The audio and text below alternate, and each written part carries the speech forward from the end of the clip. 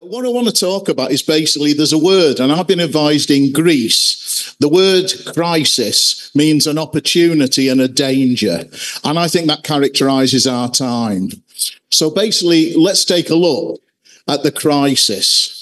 And a whole number of us, probably some people in here who are inveterate tweeters about politics in the United Kingdom, will have said things about a year ago that when the Labour government came in, they would probably have a brief honeymoon period and be plunged into crisis in about 18 months to 20 days. They were promptly plunged into crisis. No, sorry, 2 years. They were promptly 18 months. They were promptly plunged into crisis in 18 days. I don't think any of us could have imagined that you would have seen this kind of chaos. And you add up what they've done so far. When you have a rhetoric of change, transformative change, and don't live up to it, it's immensely dangerous. So the first thing we saw was that they were willing to have a two-child benefit cap, keeping up to 750,000 children in poverty, at the same time as that you refuse to cap bankers' bonuses. And I'm sure you all remember it, 2008, those wonderful bankers were the people who plunged us into the current period of crisis from which everybody is suffering. And at that time, I suspect, if people had gone out in the street and said, should we hang bankers from every lamppost in North London, people would have given a resounding yes. I suspect you feel like saying that now. So they do that. The next thing, you look around and there's this rhetoric about the broadest shoulders. So you look around for the broadest shoulders. We've already had a go at the children of benefit claimants. Who else can we look for the broadest shoulders? Should we look at hedge fund managers? Should we look at FTSE 100 executives, the super rich with their yachts? No, they decide to go for the pensioners. And they decide that they're going to pauperise 2.5 million pensioners who are just above the cut-off. So then you think, right, this is getting wonderful. So who are we going to? Let's find some really broad shoulders. Let's go for people who are suffering physical and mental disabilities and start to bully and force them off their benefits. So that's the first 100 days of the Labour government. But hang on. All our Starmerite friends will say to us, that's not the whole picture. We're investing. Look at the billions. Now, let's put aside that much of that investment that's being trumpeted was actually in the pipeline already from previous government. But actually, these investors, are they travelling over to meet Keir and Rachel out of the goodness of their hearts and to say, we're going to give you all these oodles of money? No. They are about profit extraction. They are making an investment to take billions of pounds of money out of the United Kingdom, out of the pockets of ordinary people.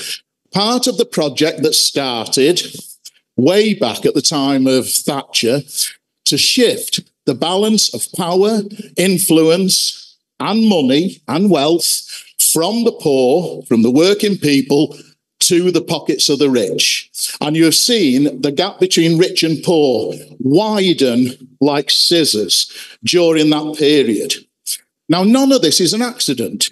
I don't think any of us could have thought that Labour would be as accident prone. I mean, if you're going to pick one element of the current crisis, come on, even the most visionary of you good people would not have said that Starmer would stumble through his own steaming entrails over a crisis based on Taylor Swift.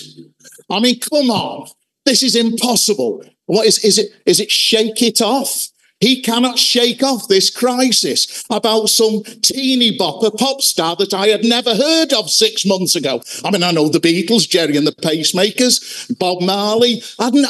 Taylor Swift kind of passed me by, you know. So this is the Labour government, but actually it's not the accident-prone element that's really behind this.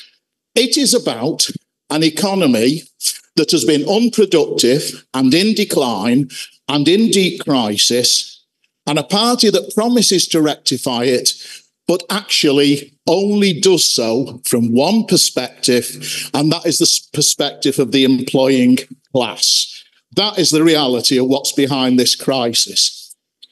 Even when they talk about workers' rights, they're incredibly limited workers' rights. Even the Financial Times points out that the workers' rights package is nowhere near adequate. And if they're saying it, I think you can guarantee that what the TUC, Unite the Union, is saying indicates it is not satisfactory. So that basically is the background domestically of that 100 days. And the deep crisis that occurred in British society could be seen on the streets in August. I mean, we went along and in Liverpool, and at the pier head, we saw 2,000 people, the Tommies, the people fired up by this notion that it's people of a different skin colour to you, a different religion, who are to blame for a crisis that has gone on and impoverished our working class communities for decades. This filth and rubbish wound up by Nigel Farage, who hates immigrants, even though his family came over from Huguenot France. These hypocritical, rich public schoolboys, Richard Tice, who is so patriotic, he sends all his money over to tax havens abroad. These horrible sniveling. There's only two that are not rich public school posh boys amongst these MPs for reform. One is a wife batterer who has been subject to a detention order. And the other one is Lee Anderson. Now, to be honest, I think to testify what's wrong with Lee Anderson, all you need to do is say Lee Anderson. That's the reality. That's how bad he is. So we have that crisis. And of course, at the back of both these crises is that any crisis in the United Kingdom is mirrored by huge crisis overseas. One is the possibility of a European war in Ukraine, potentially spilling over into Poland and other countries. And the other one, of course, is the one that preoccupies most of us. And when we talk about that double edge of terrible horror, but opportunity, it's Gaza.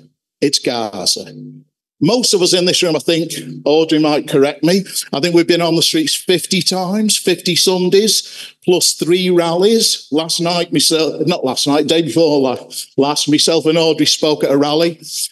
And that worldwide movement is huge. It has surpassed Vietnam. The demonstration we had this week in Liverpool on a Thursday night to the town hall was young, large, angry, and holding people to account. Our political group, even though we're tiny, has been on every single demonstration. Stop the War on every demonstration. Scousers for Palestine on every demonstration. Where are the Labour councillors? Right? The Labour councillor turned up once, and that was to snivel and make excuses. Where are the Lib Dems? They turned up once and got booed because of their inept politics. Even the Greens. The Wirral Greens were turning up fairly regularly for a while. We haven't seen that. We've only seen the Greens from Liverpool once. Now, this testifies, after everything was said, there's a yawning gap, and we all know it. We need a force that mirrors the frustration of the British people. Now, one force is definitely rising. Let me disabuse you of one thing. Myself, Audrey, other people from Merseyside are proud. I mean, I'm not a Scouser. I came from Crewe. I mean, God almighty. It's hardly sort of the radical heartland. The moment I was old enough, I thought, Liverpool, Manchester, heaven, and headed for places really happening. But people keep saying to me, Red Merseyside, you've got to qualify it. The same crisis is there in Liverpool, and it doesn't automatically shift to the left. Even though at the moment, Labour MPs are across the city, and even though most of them are not radical whatsoever, the audience for them tends to be quite radical. It's an odd contradiction you get in British politics because of the dominance of the Labour Party. But hold on, reform came second in every constituency. If that is true of Liverpool, with the strongest, most resilient Labour vote in the country. I don't want to pick on areas you might be from, but think what's happening in Hinckley in Leicester, in Nottingham, in Bradford, in so many places like that. Reform poses the possibility that that idea many people had that somehow Britain is immune from the Maloneys and the Le Pens. Sorry, I've got to disabuse you. There is the possibility that the likes of Farage could represent a far-right movement that could begin over time to challenge for power. Where there are socialist activists, you keep them out. I've got 77% of the vote in my ward. Sam and Lucy will hold their wards. We'll keep the Farages of this world at bay. But what happens in those wards where Labour's got a small majority, doesn't turn out to clear up your rubbish, doesn't represent you to fight for your rights, sits and takes the 700 quid a month on the council and does naff all and hasn't got a principle to rub together. What will happen in those wards is reform will gain if there isn't an alternative. So today I think is about the alternative. I'm not going to say much about it because we've got Solma and we've got Anwarul and we've got Audrey and Pamela discussing it.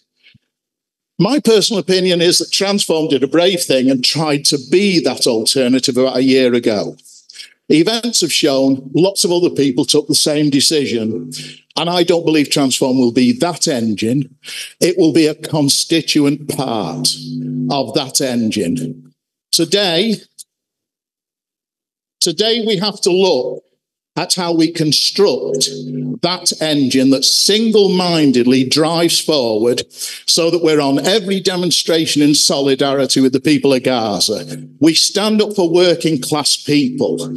We stand for the social transformation of society. And we do it with a kind of comradeship and fraternal ability to disagree without ripping each other's faces off. And that, sadly, has often been absent. And I've said things, lots of comrades have said things that we'd regret.